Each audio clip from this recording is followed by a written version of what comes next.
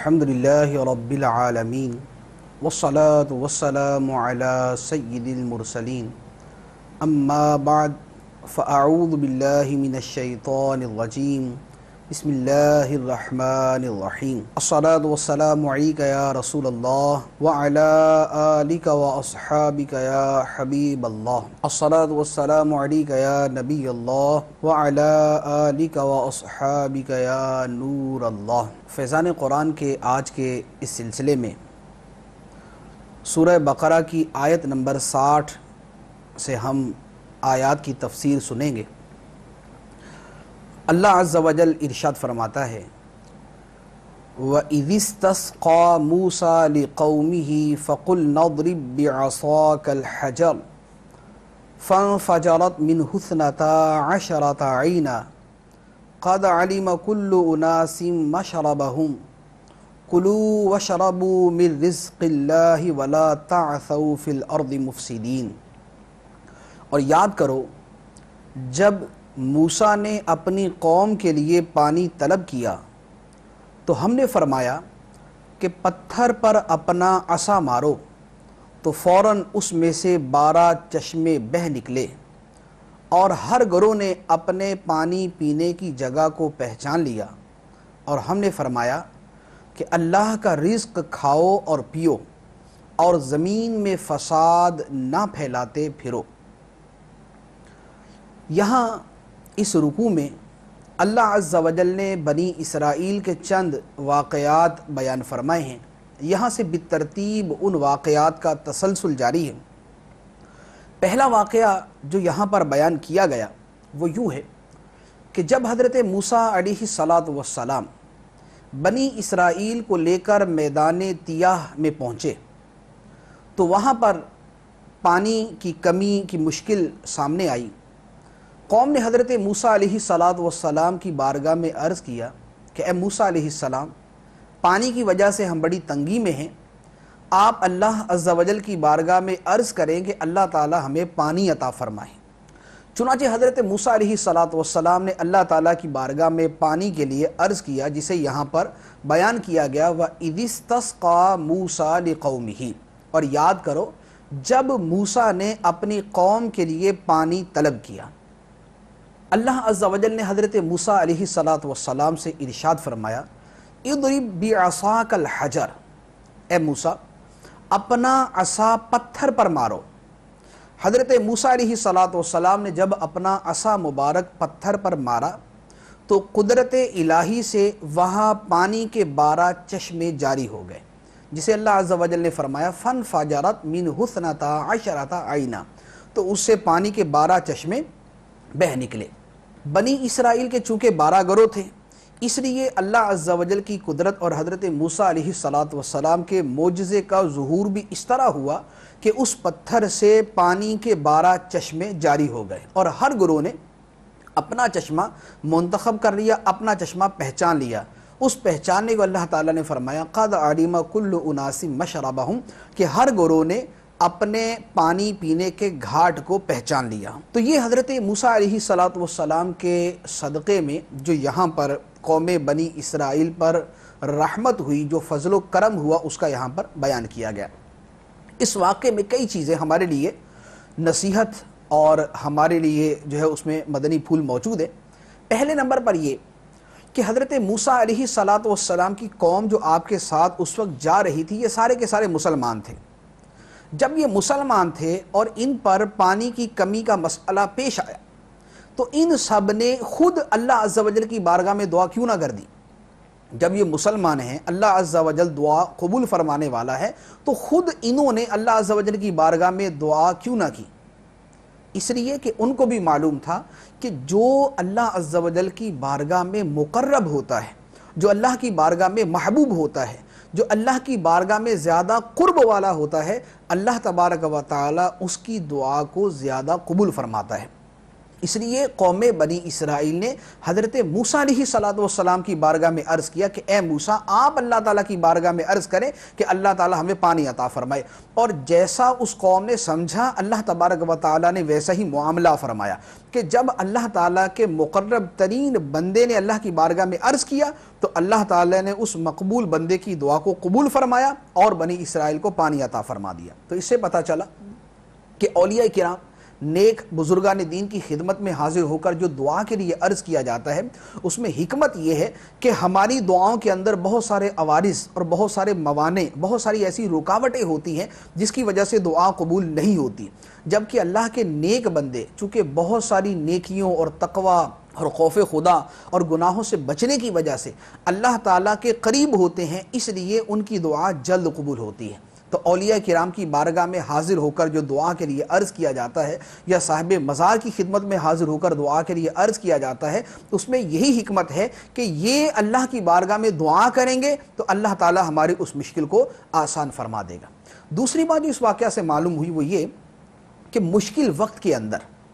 اللہ تعالیٰ کے کسی پیارے کی بارگاہ میں حاضر ہونا یہ اللہ تعالیٰ کی بارگاہ میں مقبول ہے۔ چنانچہ بنی اسرائیل اس مشکل وقت میں حضرت موسیٰ علیہ السلام کی بارگاہ میں آئے اور حضرت موسیٰ علیہ السلام نے ان کی مشکل کشائی بھی فرمائی، ان کی پریشانی کو دور بھی فرمایا، ان کی حاجت روائی بھی فرمائی۔ اور تیسری بات جو یہاں سے پتہ چلی وہ یہ کہ اللہ تعالیٰ کے مقرب اور اللہ تعالیٰ کے پیارے بندے یہ صرف جو عادی اور جو عام طریقے ہیں صرف ان کے ذریعے مدد نہیں فرماتے، بلکہ جو خلاف عادت، جو ہماری عقل و سمجھ میں نہ آنے والے طریقے ہیں ان طریقوں سے بھی اپنے ماننے والوں کی مشکلات کو دور کرتے ہیں۔ جیسے حضرت موسیٰ علیہ السلام نے یہاں پر ان کو پانی کا کوئی پتہ نہیں بتا دیا کہ فلاں جگہ پہ پانی مل جائے گا وہاں سے جا کے لے لو، اگرچہ یہ بھی مشکل کشائی ہے، لیکن یہاں حضرت موسیٰ علیہ السلام نے جو اپنی امت کی مشکل کشائی فرمائی، جو ان کی مدد کی، وہ خلاف عادت، خلاف فطرت اور عام معمول سے ہٹ کر تھی۔ چنانچہ آپ نے اپنا عصا پتھر پر مارا اور اس سے 12 چشمے پانی کے جاری ہو گئے۔ تو یہ طریقہ جس طریقے سے حضرت موسیٰ علیہ السلام نے اپنی امت کی مشکل کشائی فرمائی یہ عام عقل و فہم میں آنے والا نہیں ہے۔ تو پتہ چلا کہ اللہ کے مقبول بندے خلاف عادت طریقے پر بھی اپنے پکارنے والوں کو اپنی بارگاہ میں حاضر ہونے والوں کی مدد فرماتے ہیں۔ چوتھی بات اس سے یہ بھی معلوم ہوئی کہ حضرت موسیٰ علیہ السلام اللہ عز و جل کی بارگاہ میں نہایت ہی محبوب رسول ہیں،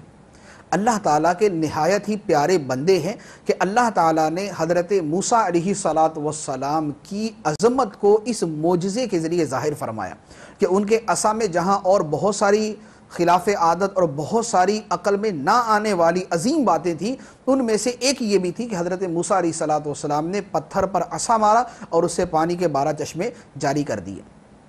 پانچویں بات ایک اور جو یہاں پر قابل ذکر ہے وہ یہ ہے کہ حضرت موسیٰ علیہ السلام نے پتھر پر عصا مارا اور پانی کے چشمے جاری ہوئے، اللہ تعالیٰ نے ہمارے آقا و مولا حضور پر نور سید المرسلین صلی اللہ تعالیٰ علیہ وآلہ وسلم کو وہ عظمت اور وہ مقام عطا فرمایا کہ سرکار دو عالم صلی اللہ تعالیٰ علیہ وآلہ وسلم نے کئی مرتبہ اپنی مبارک انگلیوں سے پانی کے چشمے جاری فرما دیے۔ تو حضرت موسیٰ علیہ السلام نے پتھر سے پانی کے چشمے جاری کیے اور سرکار دو عالم صلی اللہ تعالیٰ علیہ وآلہ وسلم نے اپنی مبارک انگلیوں سے پانی کے چشمے جاری کیے۔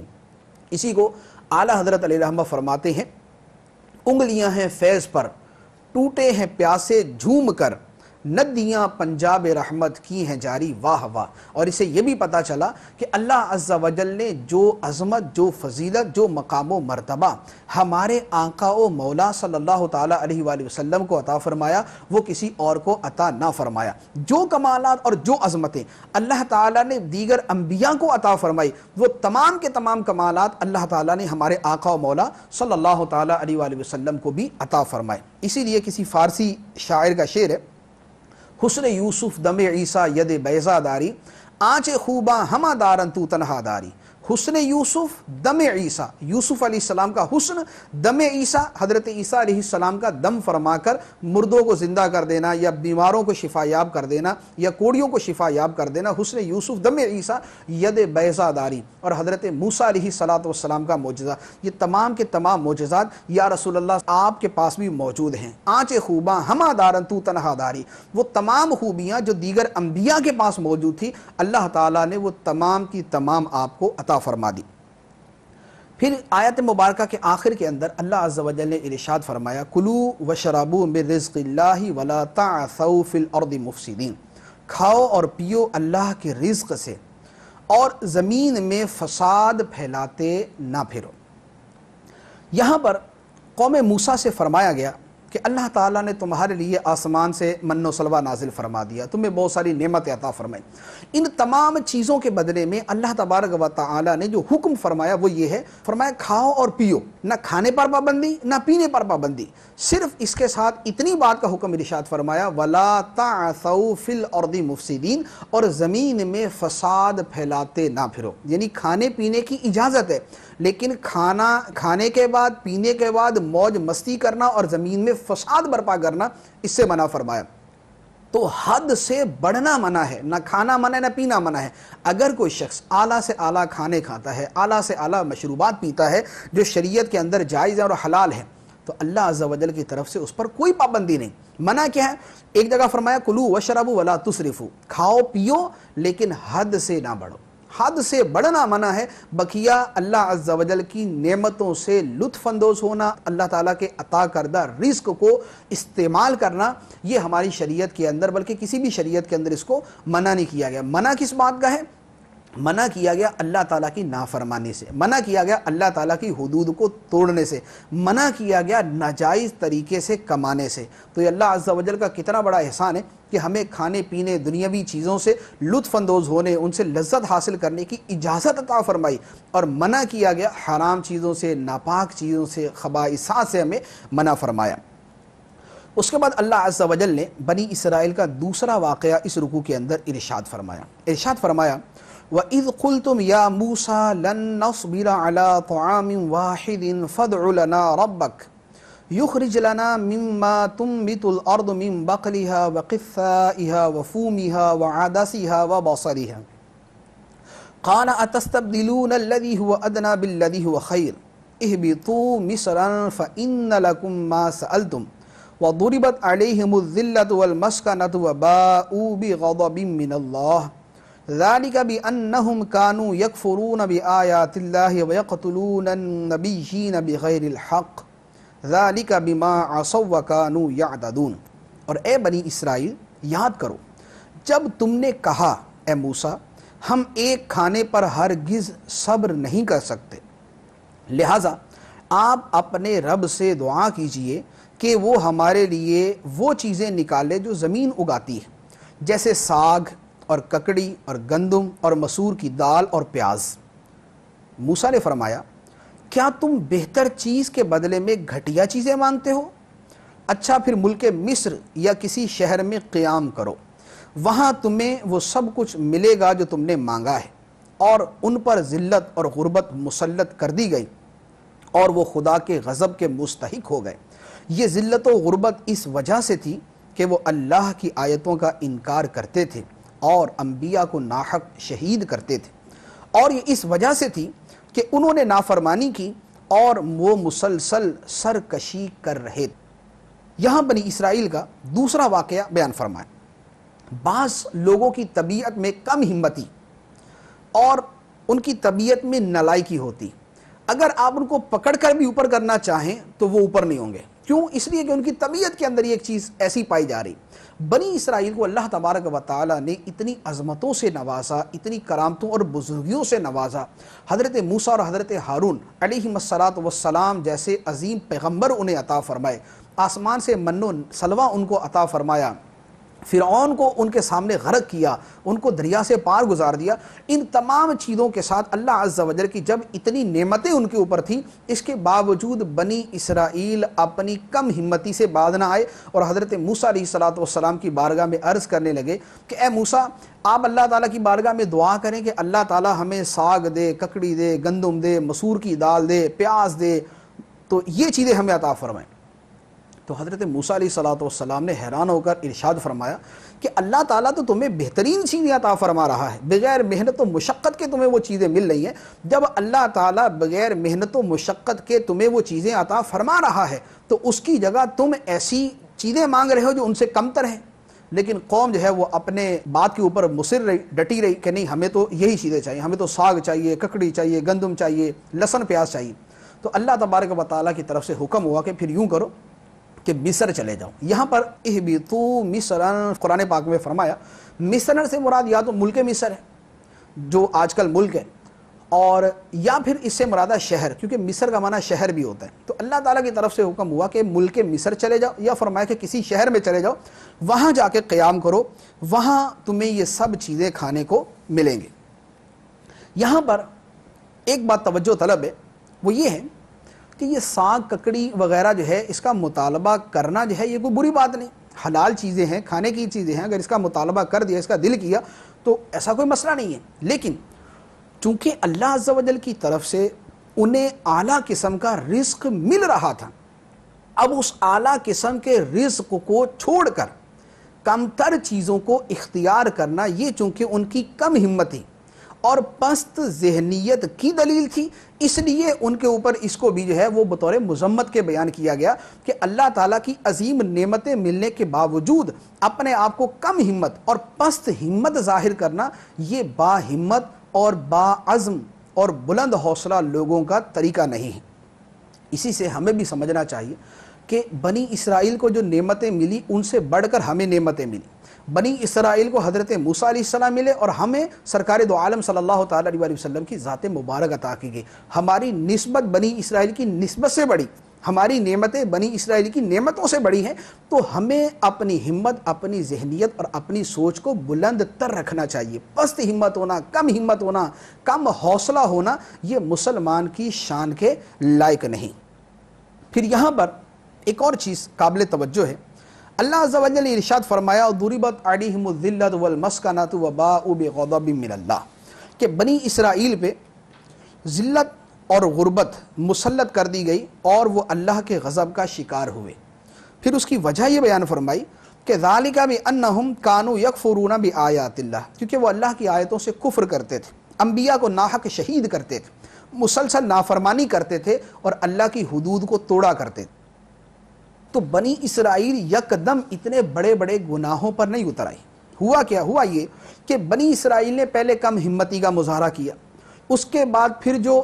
ضروری جو بنیادی سی چیزیں تھیں ان کو چھوڑنا شروع کر دیا۔ جب گناہوں میں پڑتے گئے ان کا دل سخت ہوتا گیا، دل پہ زنگ بڑھتا گیا، اور اس کا نتیجہ یہ نکلا کہ گناہوں کی کثرت کی وجہ سے ان کے دل سخت سے سخت تر ہوتے گئے، اور بالآخر انجام یہ ہوا کہ وہ کفر تک پہنچ گئے اور انبیاء کرام علیہم السلام کو شہید کرنے تک پہنچ گئے، جس کے بارے میں وہ خود سمجھتے تھے کہ انبیاء کا شہید کرنا درست نہیں۔ تو اس سے یہ پتہ چلا کہ گناہوں کی ابتدا جو ہے وہ چھوٹے معاملات سے ہوتی۔ کوئی بھی آدمی اٹھتے ساتھ ہی قتل و غارت گری اور بڑے بڑے گناہ شروع نہیں کر دیتا۔ کوئی بھی چور پہلے ہی دن جو ہے وہ کروڑوں اربوں روپے کی چوری نہیں شروع کر دیتا، چھوٹی چھوٹی چوری شروع کرتا ہے۔ بچہ بچپن میں اسکول کے اندر جاتا ہے، کسی کی پینسل چرا لی، کسی کی ربڑ چرا لی، کسی کی کوئی اور چیز چرا لی، اس طرح کی چھوٹی چھوٹی چیزیں چراتا ہے۔ یہ عادت اس کی پختہ ہوتی جاتی ہے۔ نتیجہ کیا نکلتا ہے؟ نتیجہ یہ نکلتا ہے کہ جب وہ بڑا ہوتا ہے تو وہ چور بھی بڑا بن جاتا ہے، چھوٹا ہوتا ہے تو وہ چھوٹا چور ہوتا ہے، جب بڑا ہوتا ہے تو بڑا چور بن جاتا ہے۔ اسی طریقے سے اللہ عز و جل نے ایمانیات، فرائض، واجبات، سنن، مستحبات، یہ چیزیں ہمارے سامنے بیان فرمائی کہ ہم ان کے اوپر عمل کریں۔ جب آدمی مستحبات کو چھوڑنا شروع کرتا ہے، مستحب کاموں کو چھوڑنا شروع کرتا ہے، تو پھر آہستہ آہستہ وہ سنتوں کو چھوڑنا شروع کر دیتا ہے۔ جب وہ سنتوں کو چھوڑنا شروع کر دیتا ہے، پھر وہ واجبات کو چھوڑنے کے اندر بھی کوئی آر محسوس نہیں کرتا۔ جب وہ واجبات کو چھوڑنا شروع کر دیتا ہے، پھر فرض کا چھوڑنا بھی اس کے لیے کوئی بھاری نہیں ہوتا، اس کے لیے کوئی مشکل نہیں ہوتا، پھر فرائض کو بھی چھوڑنا شروع کر دیتا ہے۔ اور جب فرائض کو چھوڑنا شروع کرتا ہے، ادھر سے فرائض کو چھوڑنا شروع کرتا ہے اور دوسری طرف گناہوں میں مبتلا ہونا شروع ہو جاتا ہے، تو نتیجہ یہ نکلتا ہے کہ ایمان کی قدر و قیمت بھی اس کے دل میں کمزور پڑتی جاتی ہے، ایمان کا درخت بھی اس کے دل میں کمزور ہوتا جاتا ہے، اور نتیجہ یہ نکلتا ہے کہ پھر معاذ اللہ ایک وقت میں کفر بھی اس کے سامنے اتنا بڑا معاملہ نہیں رہتا۔ تو اس لیے اپنے ایمان کی حفاظت کا طریقہ یہ ہے کہ آدمی ابتدا ہی سے سارے اعمال کرے، یعنی مستحبات تک پر بھی عمل کرے، کیونکہ جو مستحبات کا پابند ہوگا وہ سنتوں کا پابند ہوگا، جو سنتوں کا پابند ہوگا وہ واجبات کو نہیں چھوڑے گا، اور جو واجبات کو نہیں چھوڑے گا تو وہ فرائض کو چھوڑنے کا تو سوچ بھی نہیں سکتا۔ تو جس نے اپنے آپ کو فرائض و واجبات کا عامل بنانا ہے، فرض کا عامل بنانا ہے تو واجب پہ عمل کرے، واجبات کا عامل بنانا ہے تو سنتوں کا نہ چھوڑے، اور سنتوں کا عامل بننا ہے تو مستحبات تک پر عمل کرے۔ جب ان پہ عمل کرے گا تو اس کے دل کے اندر عمل کا جذبہ مضبوط تر ہوتا جائے گا۔ اس کے بعد اللہ عز و جل نے ارشاد فرمایا ان الذین آمنوا والذین ہادوا والنصارى والصابئین من آمن باللہ والیوم الآخر وعمل صالحا فلہم اجرہم عند ربہم ولا خوف علیہم ولا ہم یحزنون۔ بے شک ایمان والوں، نیز یہودیوں اور عیسائیوں اور ستاروں کی پوجا کرنے والوں میں سے جو بھی سچے دل سے اللہ پر اور آخرت کے دن پر ایمان لے آئیں اور نیک کام کریں تو ان کا ثواب ان کے رب کے پاس ہے، اور ان پر نہ کوئی خوف ہوگا اور نہ وہ غمگین ہوں گے۔ اس کے بعد اللہ عز و جل نے بنی اسرائیل کا تیسرا واقعہ بیان فرمایا، ارشاد فرمایا وَإِذْ أَخَذْنَا مِيثَاقَكُمْ وَرَفَعْنَا فَوْقَكُمُ الطُّورَ خُذُوا مَا آتَيْنَاكُمْ بِقُوَّةٍ وَاذْكُرُوا مَا فِيهِ لَعَلَّكُمْ تَتَّقُونَ۔ اور یاد کرو جب ہم نے تم سے عہد لیا اور تمہارے سروں پر طور پہاڑ کو معلق کر دیا اور کہا کہ مضبوطی سے تھامو اس کتاب کو جو ہم نے تمہیں عطا کی ہے، اور جو کچھ اس میں بیان کیا گیا ہے اسے یاد کرو، اس امید پر کہ تم پرہیزگار بن جاؤ۔ یہاں پر دو چیزوں کا بیان فرمایا۔ پہلا فرمایا کہ وَإِذْ أَخَذْنَا مِيثَاقَكُمْ، اور جب ہم نے تم سے پختہ عہد لیا۔ بنی اسرائیل کو فرمایا گیا کہ یاد کرو کہ جب اللہ تعالیٰ نے تم سے عہد لیا کہ میں تمہیں کتاب عطا کروں گا تو تم نے اس پر عمل کرنا ہے۔ بنی اسرائیل نے بڑی عاجزی اور زاری کے ساتھ عرض کیا تھا کہ یا اللہ ہمیں کتاب عطا فرما جس میں شریعت ہو، جس میں قوانین ہوں، جس میں تیرے احکام ہوں، تاکہ ہم ان کو پڑھیں، سمجھیں، عمل کریں، اور یوں جو ہے ہم تیری بتائی ہوئی شریعت کے اوپر چل سکیں۔ تو اللہ عز و جل نے فرمایا، بار بار ان سے فرمایا گیا کہ تمہیں کتاب عطا کی گئی تو تم اس پہ عمل کرو گے۔ تو بنی اسرائیل بار بار وعدہ کیا کرتے تھے کہ ہاں یا اللہ اگر تو کتاب عطا فرمائے تو ہم ضرور عمل کریں گے۔ اب جب ان کو کتاب عطا کر دی گئی تو پھر اب ان کو اللہ عز و جل کے احکام شاق گزرنے لگے، ان کو مشکل لگنے لگے، ان پہ عمل کرنا ان کی نفس کی طبیعتوں کے خلاف ہو گیا۔ تو اب نتیجہ کیا ہوا کہ عہد الہی کو توڑ دیا۔ تو اللہ عز و جل نے جبرائیل امین علیہ السلام کو بھیجا۔ حضرت جبرائیل امین علیہ السلام نے کوہ طور پہاڑ اس کو اٹھا کر بنی اسرائیل کے سروں کے اوپر معلق کر دیا کہ عمل کرو، عمل کا وعدہ کرو ورنہ پہاڑ تمہارے اوپر گرا دیا جائے گا۔ تو بنی اسرائیل نے ڈر کے مارے کہا کہ یا اللہ ہم ضرور عمل کریں گے۔ تو یہ جو طور پہاڑ ان کے اوپر معلق کیا گیا یہ اصل میں کیا تھا؟ یہ اللہ تعالیٰ کی قدرت کی ایک دلیل تھی، اور ان کو یہ بتانا تھا کہ حضرت موسیٰ علیہ السلام اللہ تعالیٰ کے سچے رسول ہیں کہ جن کی کتاب پر عمل کرنے کے لیے اللہ عز و جل نے طور پہاڑ کو تمہارے اوپر معلق کر دیا۔ تو موسیٰ علیہ السلام کی عظمت اور موسیٰ علیہ السلام کا سچا رسول ہونا ان کے دل میں جتنا زیادہ جانشین ہو جاتا اتنا زیادہ کتاب اللہ پر، تورات پر عمل کرنے کا جذبہ ان کا بڑھ جاتا۔ تو یہ نہیں ہے کہ یہاں مجبور کیا گیا کہ عمل کرو، اصل میں یہاں پر دو چیزیں، ایک یہ ہے کہ دین کے اندر یہ نہیں ہے کہ کسی کو مجبور کر کے ہم اپنے دین میں داخل کریں، کسی کو مجبور کر کے اپنے دین میں داخل کریں، یہ نہیں، لیکن جو دین میں داخل ہو جائے اس کو عمل کرنے پر مجبور کیا جائے گا۔ جیسے اس کی مثال ہے کہ کوئی ملک کسی باہر کے آدمی کو اپنے ملک میں آنے کے لیے مجبور نہیں کرتا، لیکن اگر کوئی آ جائے تو اس کو قانون پر عمل کرنے پر مجبور کیا جائے گا، آنے پر مجبور نہیں کیا جائے گا، لیکن آ جائے تو عمل کرنے پر مجبور کیا جائے گا۔ تو اسی طرح ان کو یہ نہیں مجبور کیا گیا کہ تم اس دین میں داخل ہو جائے، اس کی صرف ان کو ہدایت دی گئی، اس کی تعلیمات ان کے سامنے بیان کی گئی، لیکن جب وہ اس دین میں آ گئے تو پھر انہیں اس پر مجبور کیا گیا کہ اب تم عمل کرو۔ تو بنی اسرائیل کے سامنے جب کوہ طور کو معلق کر دیا گیا اور ان سے فرمایا گیا خُذُوا مَا آتَيْنَاكُمْ بِقُوَّةٍ، کہ جو ہم نے تمہیں دیا ہے اسے مضبوطی سے تھام لو، وَاذْكُرُوا مَا فِيهِ لَعَلَّكُمْ تَتَّقُونَ، اور جو کچھ اس میں ہے اس کو یاد کرو اس امید پر کہ تم پرہیزگار بن جاؤ۔ لیکن پھر اللہ عز و جل نے بنی اسرائیل کے بارے میں فرمایا ثُمَّ تَوَلَّيْتُم مِّن بَعْدِ ذَلِكَ فَلَوْلَا فَضْلُ اللَّهِ عَلَيْكُمْ وَرَحْمَتُهُ لَكُنتُم مِّنَ الْخَاسِرِينَ، اس کے بعد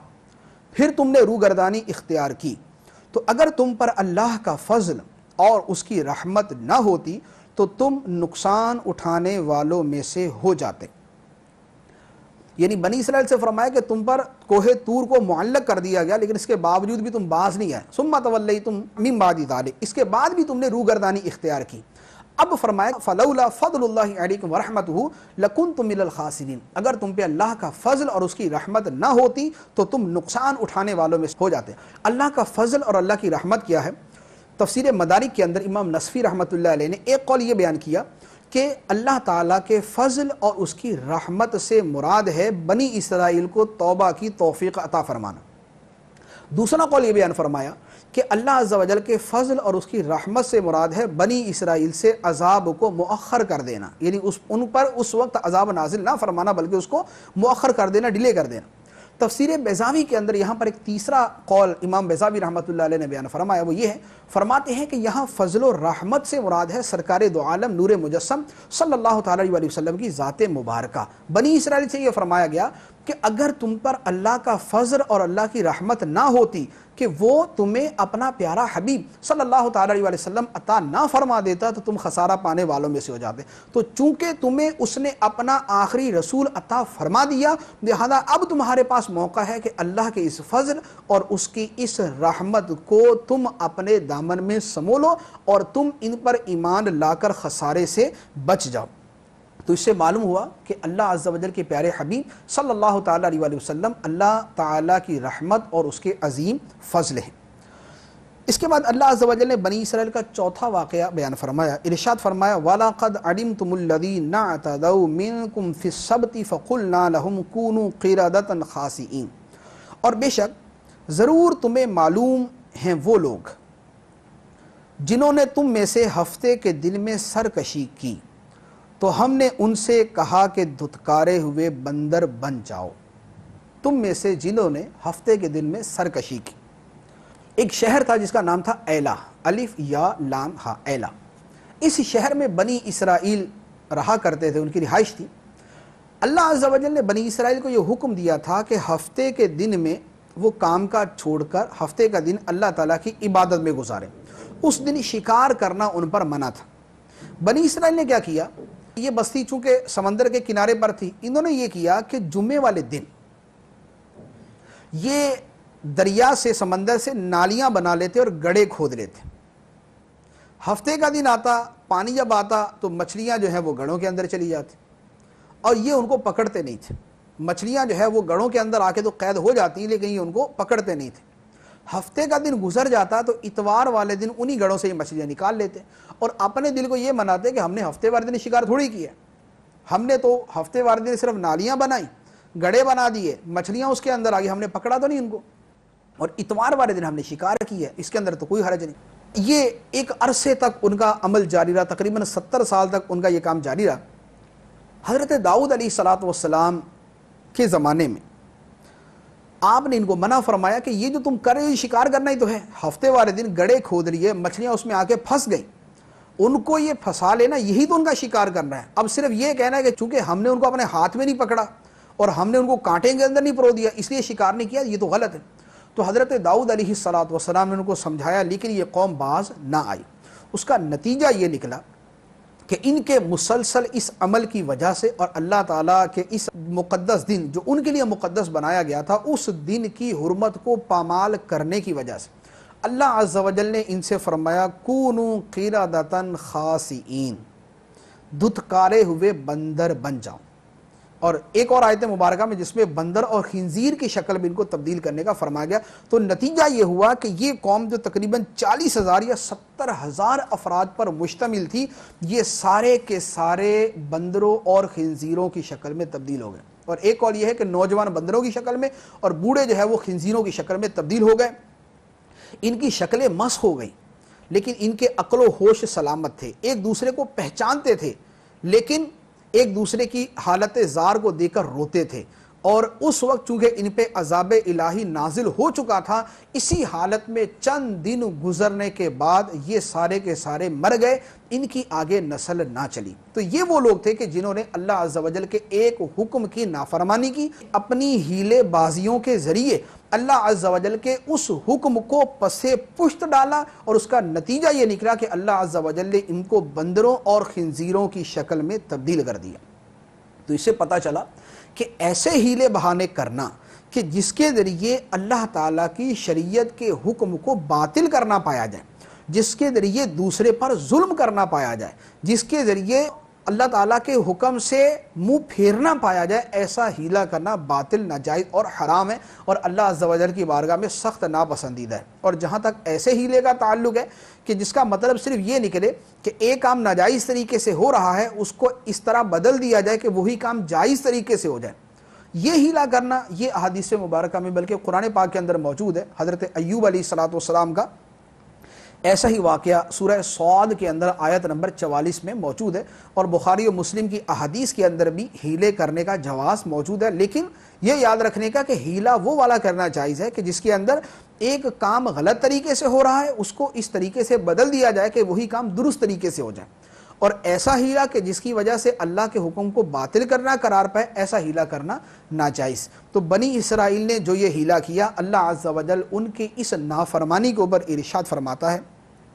فَجَعَلْنَاهَا نَكَالًا لِمَا بَيْنَ يَدَيْهَا وَمَا خَلْفَهَا وَمَوْعِظَةً لِلْمُتَّقِينَ۔ تو ہم نے ان کا یہ واقعہ اس وقت کے لوگوں اور ان کے بعد والوں کے لیے عبرت اور پرہیزگاروں کے لیے نصیحت بنا دیا۔ یہ قرآن پاک میں یہاں جو بیان فرمایا گیا، اس کے علاوہ اور بھی بہت ساری آیات، بہت سارے واقعات، بہت ساری قوموں کے احوال قرآن پاک میں بیان فرمائے، ان سب کے اندر جو بنیادی مقصد ہے وہ عبرت اور نصیحت حاصل کرنا۔ تو قرآن پاک کے حقوق میں سے کہ جب قرآن پاک پڑھا جائے تو اس قرآن پاک سے کچھ حاصل کیا جائے۔ قرآن پاک کا پڑھنا صرف اس لیے نہیں ہے کہ واقعات جو ہے وہ اپنی زبان سے گزار دیے جائیں یا دلچسپی کے لیے صرف واقعات پڑھ لیے جائیں، بلکہ اصل مقصود قرآن پاک کی حکایات اور قرآن پاک کے واقعات سے عبرت اور نصیحت حاصل کرنا ہے۔ تو جہاں عذاب کا واقعہ پڑھا جائے وہاں آدمی اپنے احوال پر غور کرے کہ کیا میرے اندر تو کوئی ایسی چیز نہیں پائی جا رہی کہ جس کی وجہ سے میں غضب الہی کا مستحق بن سکتا ہوں، کہ کیا میرے اندر تو کوئی ایسی چیز نہیں پائی جا رہی کہ جو اللہ تعالیٰ کی ناراضگی کا موجب، اللہ تعالیٰ کی ناراضگی کا سبب بنتا ہے۔ تو جہاں ایسی کوئی چیز پائی جائے اس کا علاج کیا جائے، اور قرآن پاک میں جو صالحین کے واقعات بیان کیے گئے وہ اس لیے کہ ان کی پیروی کی جائے۔ اللہ عز و جل ہمیں عمل کرنے کی توفیق عطا فرمائے، آمین بجاہ النبی الامین صلی اللہ تعالی علیہ وسلم۔